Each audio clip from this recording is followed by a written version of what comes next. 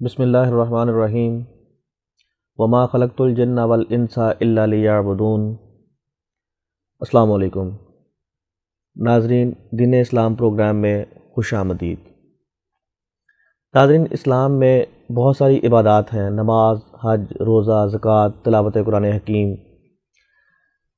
مختلف لوگ مختلف عبادات میں مختلف طرح سے سکون حاصل کرتے ہیں۔ کسی کو نماز میں سکون حاصل ہوتا ہے، کوئی اللہ کا ذکر کر کے گریہ زاری کر کے اپنی روح کو تسکین دیتا ہے۔ اسی طرح سے ایک عبادت ہے عمرہ یا حج اصغر۔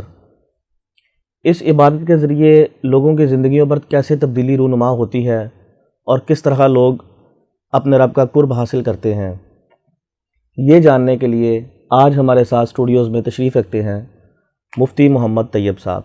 آپ محتمم ہیں جامعہ امدادیہ اسلامیہ فیصل آباد کے۔ جی السلام علیکم مفتی صاحب۔ وعلیکم السلام ورحمۃ اللہ وبرکاتہ۔ ماشاءاللہ، حال ہی میں اللہ پاک نے آپ کو سعادت نصیب کروائی اور آپ عمرہ کی سعادت حاصل کر کے واپس آئے ہیں، تو ہم چاہیں گے کہ آپ اپنے تاثرات کا اظہار کریں۔ بسم اللہ الرحمن الرحیم، نحمدہ ونصلی ونسلم علی رسولہ الکریم۔ سب سے پہلے تو میں آپ کی ٹیم کا آپ کا شکریہ ادا کرتا ہوں کہ آپ نے مجھے یہ موقع فراہم کیا۔ عمرہ یہ نبی اقدس صلی اللہ علیہ وسلم کی سنت ہے، اور مکہ معظمہ میں حضرت صلی اللہ علیہ وسلم حج بھی کرتے تھے، عمرہ بھی کرتے تھے اور طواف بھی کرتے تھے، لیکن ہجرت کے بعد حضرت صلی اللہ علیہ وسلم نے ایک مرتبہ حج کا سفر فرمایا ہے اور 2 مرتبہ مستقل عمرے کا سفر فرمایا ہے۔ ایک مرتبہ سن 6 ہجری میں وہاں عمرے کا احرام باندھ کے تشریف لے گئے ہیں اور حدیبیہ کے مقام پہ آپ پہنچے ہیں، جس کا کچھ حصہ حرم کے اندر ہے، کچھ حصہ حرم سے باہر ہے۔ وہاں تک حضرت صلی اللہ علیہ وسلم تشریف لے گئے ہیں، لیکن آگے راستہ بند ہونے کی وجہ سے اور ایک معاہدہ ہونے کی وجہ سے پھر حضرت صلی اللہ علیہ وسلم نے جانور ذبح فرمائے اور قربانی کر کے اور حلق کرا کے تمام صحابہ کرام پھر واپس مدینہ منورہ تشریف لے آئے، اور سن 7 ہجری میں پھر حضرت صلی اللہ علیہ وسلم نے مستقل عمرہ کا سفر فرمایا۔ اور حج کا حضرت صلی اللہ علیہ وسلم نے ایک سفر فرمایا ہے، تو اسی سفر میں حضرت صلی اللہ علیہ وسلم نے حج کا بھی احرام باندھا ہے اور عمرے کا بھی احرام باندھا ہے۔ اور عمرے کی اہمیت یہ ہے کہ حضرت صلی اللہ علیہ وسلم نے حج کے موقع پہ صحابہ کرام کچھ تو تھے جو عمرے کا احرام باندھ کے جاتے، جیسے ہمارے ہاں سے حج تمتع کرتے ہیں، عمرے کا احرام باندھ کے جاتے ہیں اور پہلے عمرہ کرتے ہیں، پھر حج کے موقع پہ دوبارہ حج کا احرام باندھتے ہیں۔ کچھ صحابہ تو ایسے تھے، اور کچھ صحابہ کرام تھے جو حج کا احرام باندھ کے گئے تھے۔ تو حضرت صلی اللہ علیہ وسلم نے عمرے کو نمایاں کرنے کے لیے فرمایا کہ عمرہ کر کے احرام کھول دو، اور حج کے لیے پھر دوبارہ احرام باندھنا۔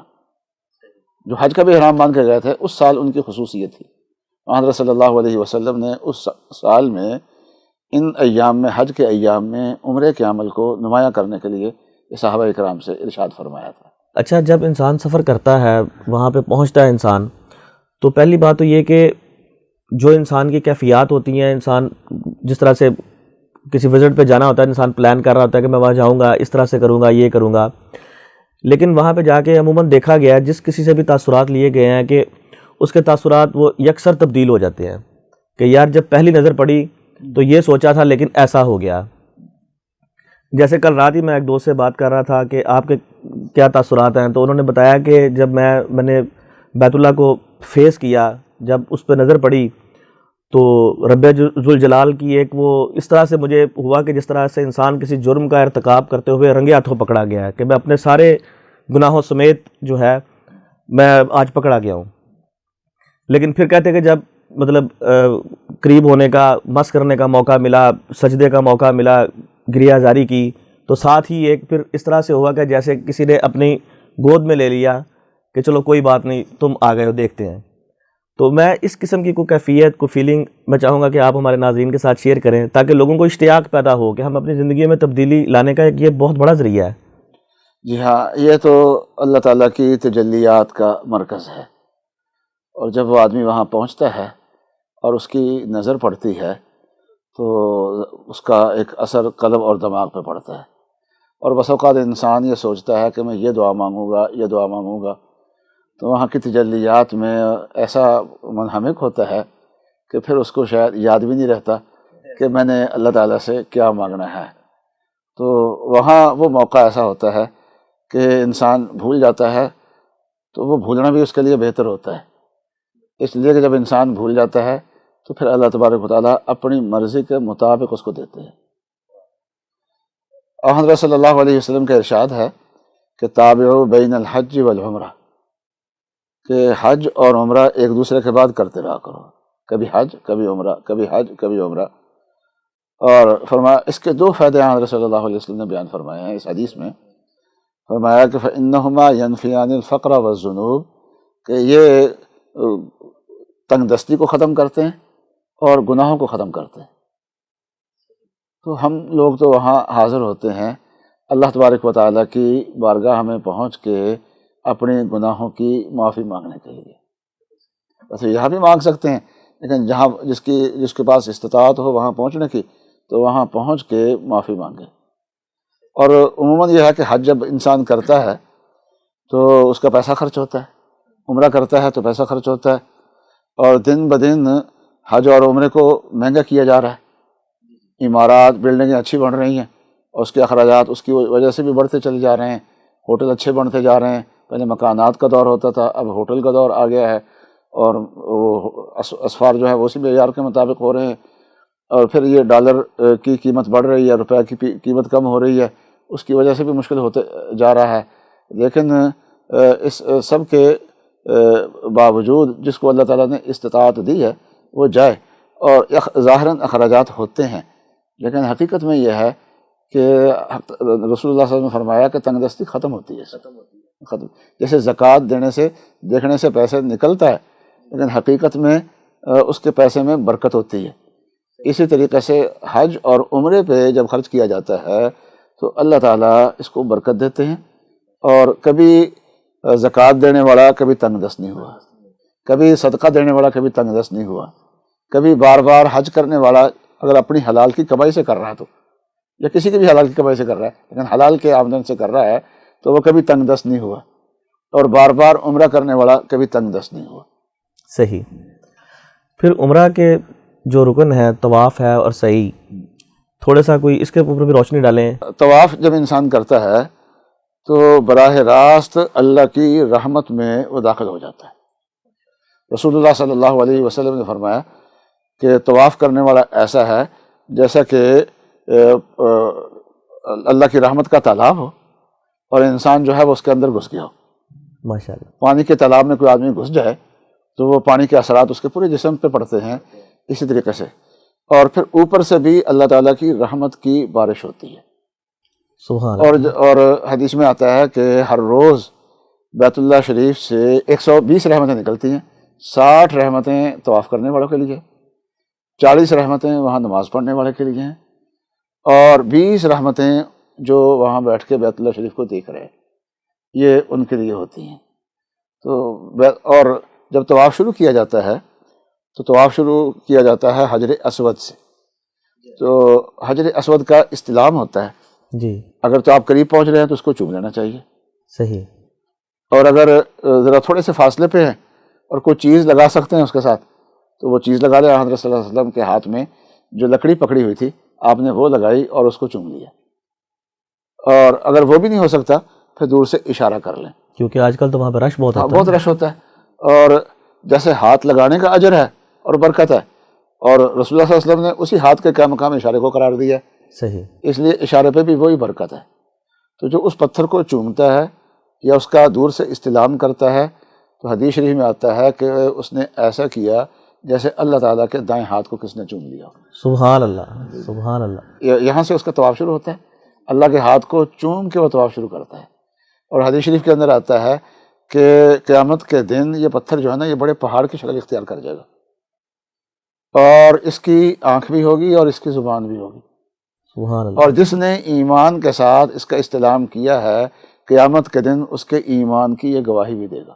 سبحان اللہ، سبحان اللہ۔ جیسے آج کل ہے یہ چھوٹی چھوٹی چیزوں میں بڑی بڑی چیزیں ریکارڈ ہو جاتی ہیں، اب جتنے بھی لوگ اس کا استلام کر رہے ہیں یہ سب کچھ ریکارڈ ہو رہا ہے، اور پھر قیامت کے دن اس نے گواہ بن جانا ہے، اور جس آدمی کے ایمان کا گواہ وہ پتھر جو جنت سے آیا ہے، اور وہ پتھر جس کو رسول اللہ صلی اللہ علیہ وسلم نے چوما ہے، وہ اگر گواہ بن جائے تو انسان کے لیے اس سے بڑی سعادت کوئی اور نہیں ہے۔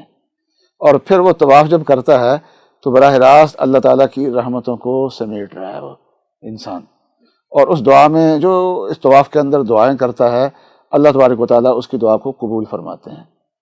اور جب طواف پورا کر لے انسان تو پھر اس کے لیے ہوتا ہے کہ 2 رکعتیں نماز پڑھے۔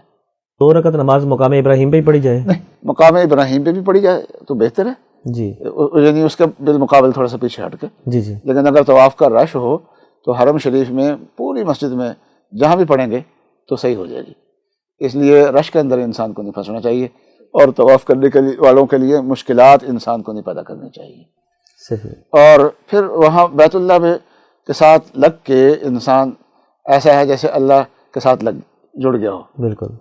لیکن وہ پورے بیت اللہ میں سے ایک حصہ آن صلی اللہ علیہ وسلم نے فرمایا کہ جو حجر اسود اور دروازے کے درمیان میں جگہ ہے، جی جی اس کو کہتے ہیں ملتزم۔ ملتزم۔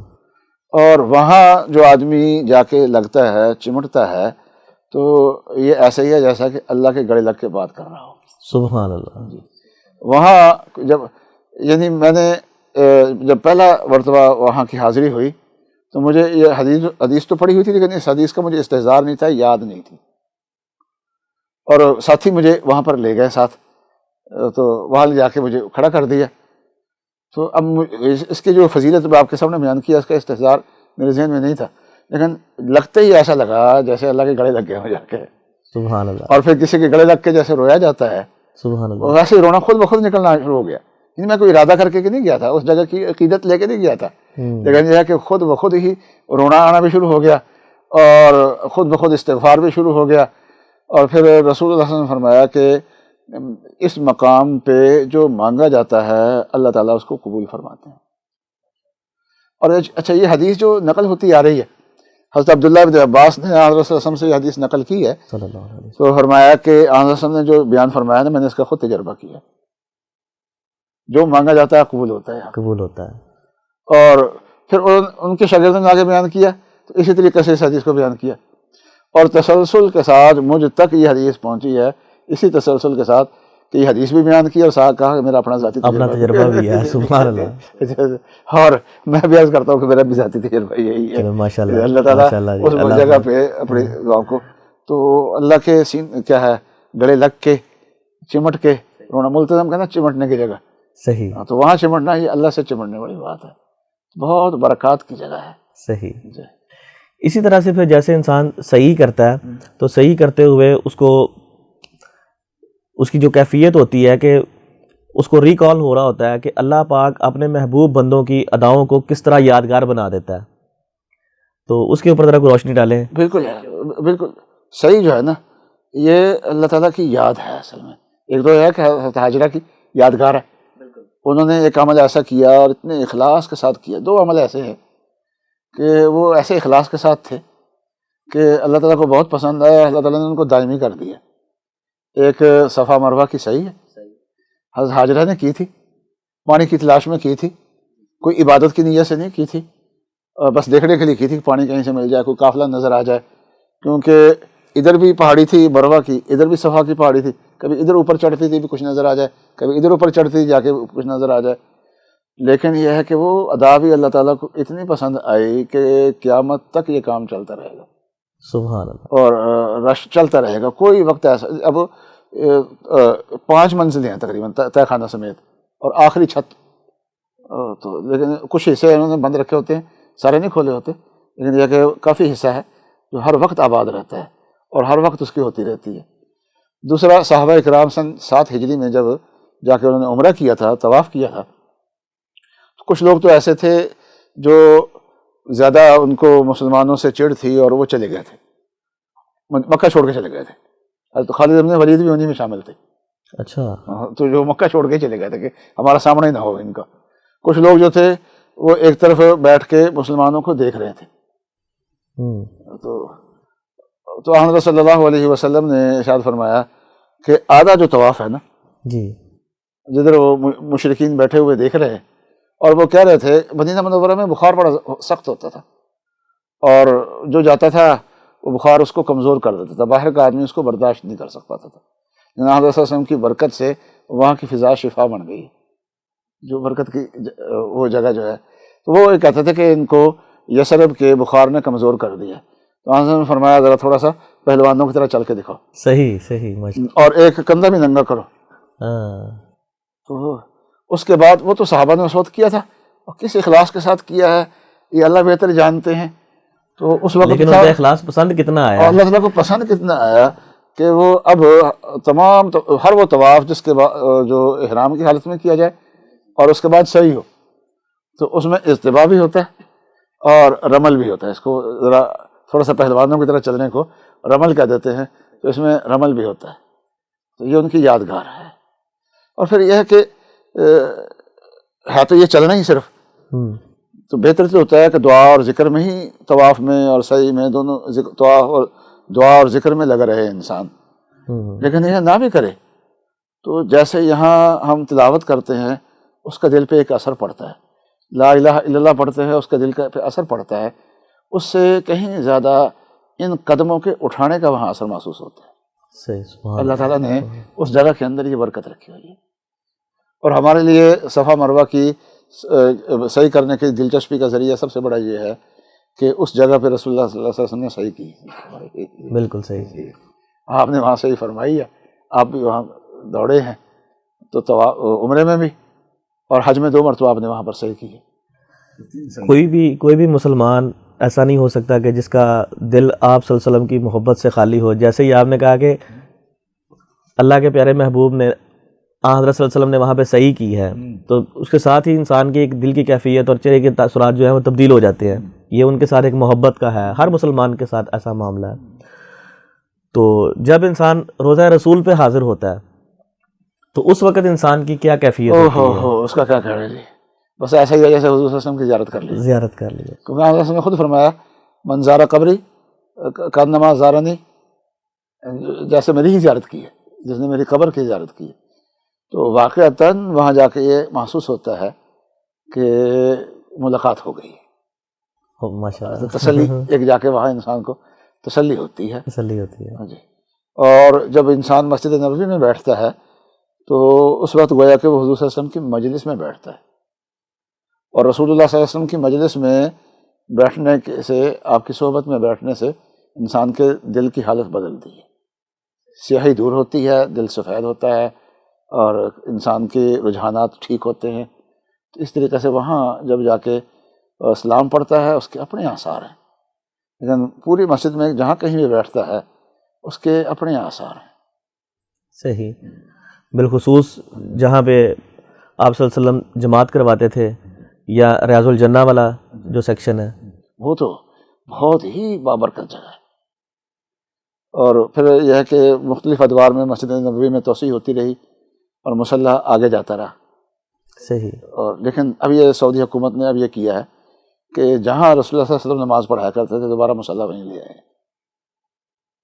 وہ کہہ رہے تھے 2 مقصد ہیں اس کے، شیخ سدیس نے آ کے اس کا افتتاح کیا تھا، تو اس میں جو مختصر بات کی ریکارڈنگ آ گئی تھی اس کی، ایک تو یہ کہ حضور صلی اللہ علیہ وسلم وہی جگہ جو پرانی ہے وہیں سے امام کھڑا ہو، اور دوسرا یہ ہے کہ جو اگلا حصہ ہے وہ زائرین کے لیے خاص ہو جائے، صحیح، وہاں نمازیں پڑھنے والے نہ ہوں، اور جو حضور صلی اللہ علیہ وسلم کو سلام پڑھنے کے لیے آ رہے ہیں وہ ان کے لیے خاص ہو جائے۔ صحیح۔ تو گویا کہ یہ اللہ تعالیٰ نے ایسا انتظام کیا ہے کہ میرے محبوب کو جو سلام کرنے کے لیے آ رہے ہیں تو ان کو ازدحام ان کے لیے نہ ہو، ان کے لیے رش نہ ہو، ایسا انتظام ہو گیا ہے۔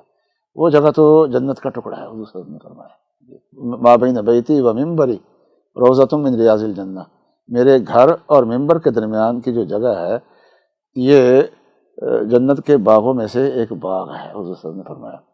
صحیح۔ تو یہ امام طحاوی رحمۃ اللہ علیہ نے یہ بحث کی ہے کہ حضور کا گھر بھی جنت کا باغ ہے یا نہیں، فرمایا کہ یہ درمیان میں جو جنت کا باغ بنا ہے حضور کے گھر کی برکت سے تو بنا ہے، اس لیے حضور صلی اللہ علیہ وسلم کا جو گھر ہے، سبحان اللہ، اس لیے آپ صلی اللہ علیہ وسلم کا روضہ اطہر جو ہے وہ جنت ہے، اور وہ جو 2 صحابہ حضرات شیخین وہاں آرام فرما رہے ہیں، وہ اس وقت جنت میں ہیں. جیسے ابو بکر حضرت عمر رضی اللہ تعالیٰ عنہما وہ اس وقت جنت میں ہیں.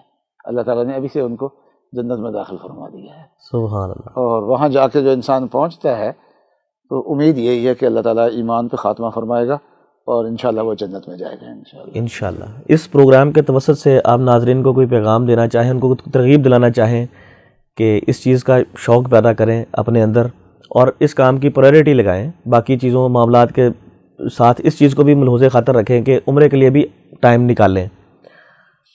جی ہاں، اس میں چند چیزوں کا ایک اہتمام ہے. ایک تو بعض لوگ دعائیں مانگتے ہیں عمرے کے لیے، حج کے لیے، وہاں کی زیارت ہو جائے. بالکل صحیح. تو میں فرمایا کہ یہ دارالاسباب ہے. جب تک اور جو اسباب بڑی چیزیں ہیں ان میں جب تک انسان اسباب اختیار نہیں کرتا تو دعا میں وہ سنجیدہ نہیں ہے. جو دعا مانگ رہا ہے صحیح، سنجیدہ نہیں ہے. وہ اسے کچھ کوشش کرنا پڑے گی، انتظام کرنا پڑے گا. کچھ پیسے جمع کرے، صحیح، چاہے وہ اتنے تھوڑے ہوں کہ اس کو یقین ہے کہ اس پیسوں سے میں اتنے پیسے جمع کر کے میں زندگی بھر نہیں جا سکتا، صحیح، لیکن جتنا ہو سکتا ہے اتنا اپنی طرف سے اسباب اختیار کرے، پھر اللہ تعالیٰ اس کے لیے اسباب پیدا فرما دیں گے. اصل میں پیسوں سے کوئی نہیں جاتا، یہ اللہ تعالیٰ جس کو توفیق دے اور جس کو بلا لے، صحیح، یہ اسی کو وہاں پر توفیق ہوتی ہے. اور دوسرا یہ ہے کہ مسائل سیکھیں. اتنا پیسہ لگا لیتے ہیں، اتنا بڑا سفر کر لیتے ہیں اور مسائل نہیں سیکھتے. ظاہری بات ہے انسان دنیا میں کوئی بھی چھوٹے سے چھوٹا معاملہ بھی کرتا ہے تو اس کے بارے میں کچھ سیکھتا ہے، تو اس کے بارے میں بھی سیکھنا چاہیے. تیسرے یہ ہے کہ حج اور عمرے کی برکات بڑی ہے اور بڑے اثرات ہیں، لیکن عبادت کا ذوق جس میں ہو. صحیح. تو تلاوت کا ذوق، دعائیں مانگنے کا ذوق، یہ ذوق، مسجد میں بیٹھنے کا ذوق، یہ چیزیں ہوں تو اس کو پیدا کرنے کا اہتمام کریں. وہ حضور صلی اللہ علیہ وسلم کے جو اسلام پڑھتے ہیں نا، اس جگہ کے اثرات ہوتے ہیں. پھر صحیح، انسان اثرات لے کے آتا ہے. پھر جو اخلاص کے ساتھ جاتا ہے وہ وہاں کے اثرات لے کے آتا ہے. اور آخری بات جو کہوں گا وہ یہ ہے کہ زندگی میں تبدیلی جو ہے وہ نیک صحبت سے آتی ہے. صحیح. تو جب ایسا سفر کرنا ہو تو اگر نیک لوگ صلحاء کے ساتھ اگر سفر ممکن ہو تو پھر ان کے ساتھ کریں. بہت شکریہ مفتی صاحب آپ کا. ناظرین، اللہ پاک ہم سب کو بھی اپنے ہاں حاضری کی سعادت نصیب فرمائے. اسی دعا کے ساتھ فی امان اللہ. السلام علیکم. الحمدللہ کہ ہم مسلمان ہیں، اور یہ بھی حقیقت ہے کہ ایمان کی یہ دولت ہمیں ورثے میں ملی ہے. بہت سی ایسی باتیں جو ہمارے ایمان کا جزو لازم ہیں، ہمیں ان کا علم تو ضرور ہے لیکن ہم ان کے حقائق سے ناواقف ہیں. دین اسلام پروگرام میں ہم آپ کے سامنے پیش کر رہے ہیں اہل علم حضرات کی آراء.